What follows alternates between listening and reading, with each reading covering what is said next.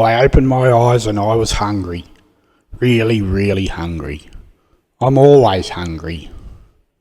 I looked over to the food trough to find it empty, just like every other day. My brothers and sisters were waking up and feeling the pangs of hunger too. Mr. Black nudged me, so I nudged him back, and it was on. Tumbling, nipping balls of fur, flying round the pen. We played, waiting for the food to arrive. Some of the others had already made a mess in the pen. That made the play all the more fun as we rolled in doggy-doo. When the food finally arrived, the sweet-smelling human's face went all wrinkly and she exhaled, making a pew noise with her mouth. "You're all going to get a bath after breakfast," she said. I thought that sounded like a treat, so I was very excited. I gulped my food as quickly as I could, swallowing most of it without chewing, in the hope of getting a bath. When the food trough was empty, I soon realised that a bath was not food. The human's hand lunged down into the pack and grabbed the loose skin on my back. For a while I flew through the air, or so it seemed, until I was dumped into warm water. The feeling was both scary and exciting at the same time. Still, I wasn't so sure I wanted to be there. I wriggled and squirmed while the human rubbed my whole body with a cloth that was sticky and smelled a bit sweet like the human.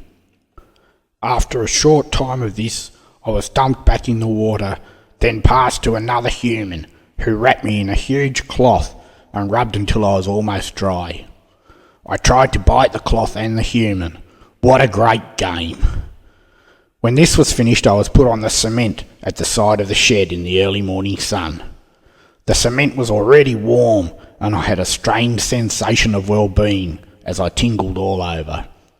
I decided that I didn't like having a bath, but it sure felt good when it was finished.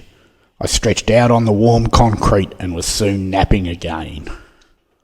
"What are you going to call him?" the human said. I opened my eyes and saw two new humans. One had a lovely smile, and the other had a shiny head with something covering his eyes. "Barney," said the smile, and all the humans seemed happy with that.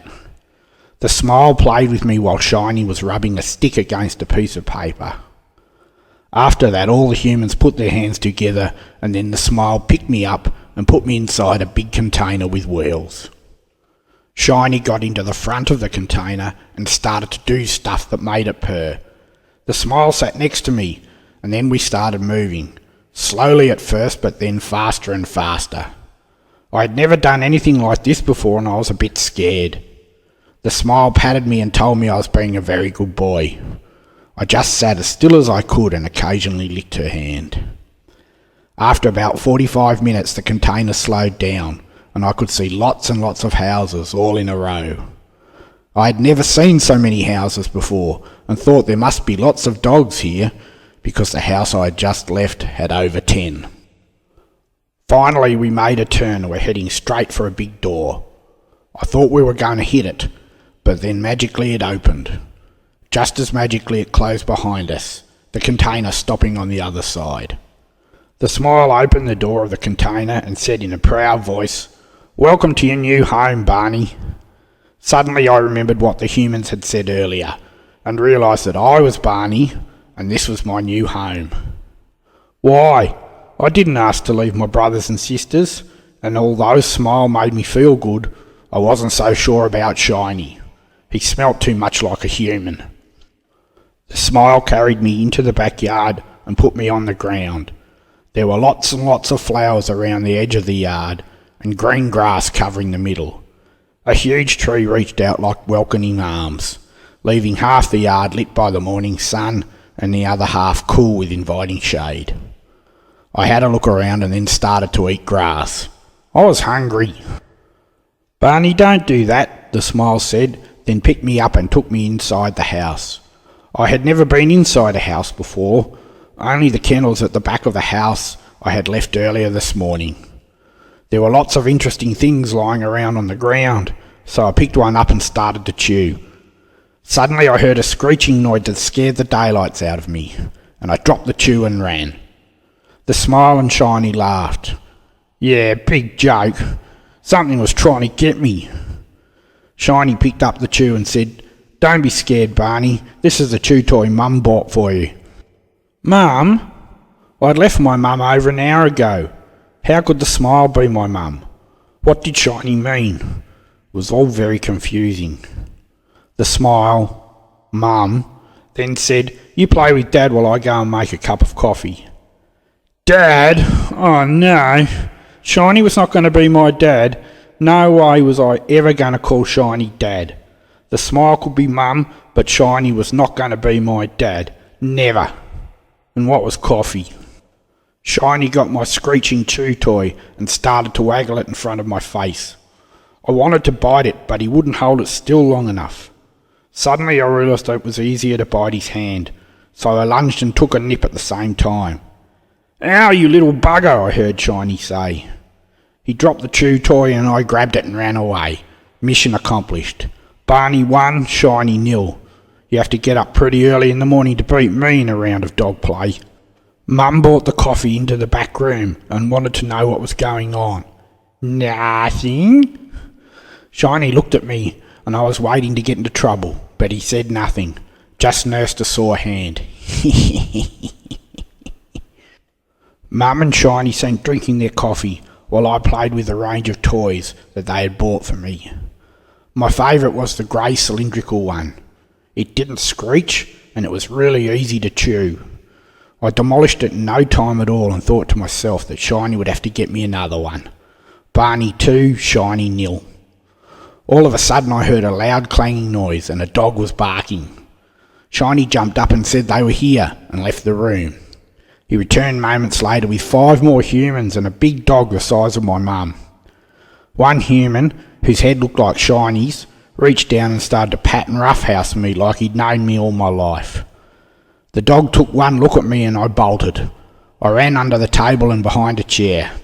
The big dog stuck his snout under the table and tried to follow me, but couldn't get all the way under. Safe. Not for long.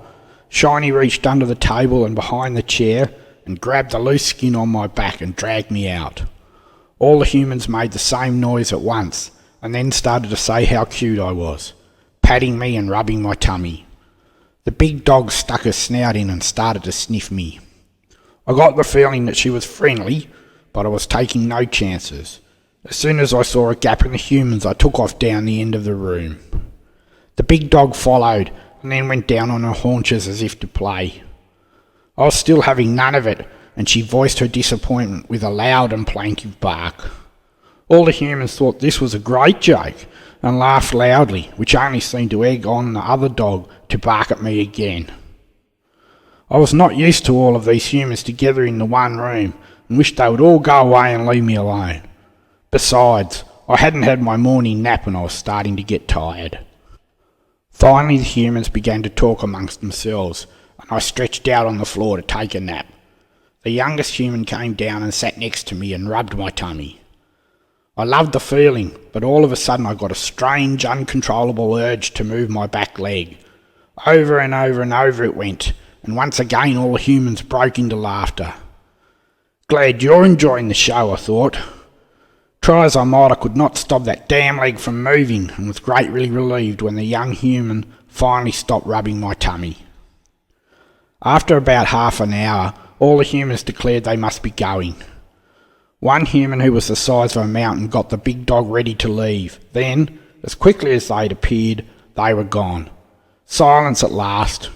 I took the opportunity to lie down and have my midday nap. I was woken by another loud barking dog who was very excited. What was going on? She was coming straight for me and I wasn't hanging around to find out. I ducked out the back door and into the garden, the big dog hot on my paws. "Molly!" a loud human voice yelled, and the big dog turned and went away. I peeked out from the bushes and saw 2 new humans with Mum and Shiny. One was even bigger than the mountain that had come in the morning. His face was covered with fur and his tummy was almost as big as Shiny's. He seemed to have control over the big dog that lay at his feet. I stuck my head out a bit further and heard Mum calling me. She was standing next to Furface and Molly, so there was no way I was coming out. Shiny appeared from nowhere, picked me up and plonked me down in the room where I had spent most of the day. When he put me on the floor, I noticed what looked like a tiny house next to the back door. It had a big entrance, big enough for me to fit, with a thick mat on the floor. I wasn't sure which human lived in this house, but I knew it was a bit cramped for Shiny. All of a sudden, Molly appeared again. She ran up to me, then crouched down to my level. I had no escape, so I rolled on my back in surrender. She sniffed and licked me, and made as if to play. I was still not sure how rough play would be, so I just lay there and didn't move. After what seemed like an eternity, Furface called Molly off, and she left me alone. I took the opportunity to run into the laneway behind the tiny house and took safety there. The two humans talked to Mum and Shiny for a while, and from what I could make out, Molly was coming to live with us too. They must be collecting dogs. How many more will be coming? After a while, Furface made Molly wear something that gave him even greater control over her, and they all left, once again leaving the place in silence. Shiny came back and started to pat me. He was talking to me as if he knew I understood him. He was telling me all about the life I had ahead of me when a strange sensation came over me, and, without warning, I bit Shiny on the arm. I swear I didn't intend to, it just happened. He said a word I'd never heard before and pulled his arm away. Every time he tried to pat me, the same thing happened. Every time he said that word. Every time he tried again. Eventually, after many bites, Shiny gave up and walked away. Barney 3, Shiny 0. After all that fun, I was tuckered out, and I decided to have another nap. When I awoke, I was hungry. Really hungry. Mum was sitting in the chair next to the back door, and when I looked up at her, she said dinner time, which was music to my ears. Mum went into the room at the back of the house and opened a big white box. She took out a small container of meat and added this to biscuits. When she put the dinner bowl down, I went to do my usual gulping trick, but the bowl was stopping me getting at the food the way I liked. It really slowed me down. I don't like this bowl. Who did this? I bet it was Shiny. Barney 3, Shiny 1. After dinner, Mum and Shiny came out and sat in the back room with me until it was dark. Mum declared it was time for bed, and her and Shiny got up and went into the big house. All the lights went out, and I was all alone in the room. No Mum, no Dad, no brothers, no sisters, all alone. I let out a little cry. My life had changed forever. What was going to happen to me? I went to sleep.